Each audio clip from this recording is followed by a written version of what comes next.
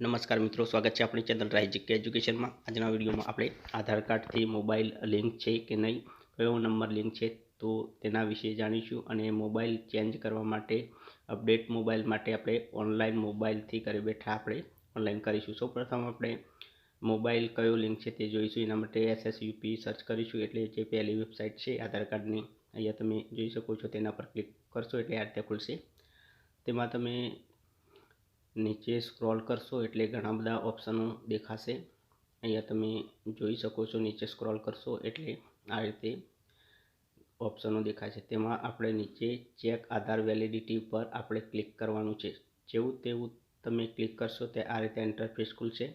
તેમાં તમારો આધાર card number નાખવાનો રહેશે અને આધાર કાર્ડ નંબર નાખી અને એન્ટર કેપ્ચા નાખવાનો છે અને પ્રોસેસ પર ક્લિક કરવાનું રહેશે। જેવું તમે ક્લિક કરશો એટલે ઉપર તમારો આધાર કાર્ડ નંબર બતાવશે અને નીચે તમારું જે એજ બતાવશે, જેન્ડર બતાવશે, સ્ટેટ બતાવશે અને મોબાઈલ હશે તો મોબાઈલ યસ બતાવશે। મોબાઈલ નંબર અહીંયા નીલ છે એટલે કે લિંક નથી।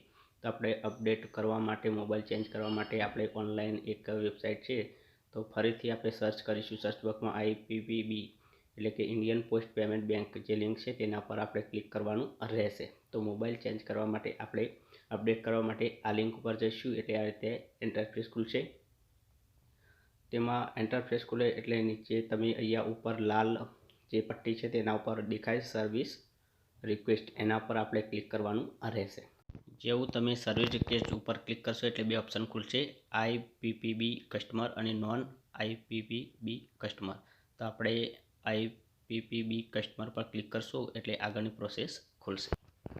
ત્યારબાદ અહીંયા જુદા જુદા ઓપ્શન ખુલશે, એમાં આપણે મોબાઈલ જે છે આધાર હંગાતે અપડેટ કરવાનું છે તો તેના પર ટિકમાર્ક કરીશું। જેવું ટિકમાર્ક કરીશું એટલે નીચે ફોર્મ ખુલશે, તે આપણે ફિલઅપ કરવાનું રહેશે, જેમાં તમારે અહીંયા જે માહિતી છે આધાર કાર્ડમાં એ જ ફિલ કરવાની છે।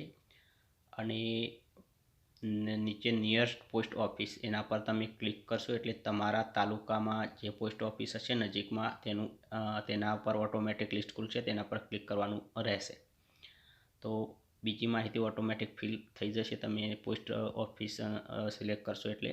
ત્યારબાદ અહીંયા આઈ એગ્રી ટર્મ કન્ડિશન પર ક્લિક કરીને કેપ્ચા નાખીને સબમિટ કરશો તો આ રીતે સક્સેસફુલનો મેસેજ આવી જશે। તમારી જે સબમિશન છે એ સક્સેસફુલ થઈ જશે અને 2-3 દિવસની અંદર પોસ્ટ ઓફિસના જે એજન્ટ છે તે ત્યાં તમારા ઘરે આવી એડ્રેસ ઉપર ફોન કરીને આવશે અને ત્યાં તમારો બાયોમેટ્રિક લેશે અને મોબાઈલ અપડેટ કરશે અથવા તો ચેન્જ કરવું ચેન્જ કરશે।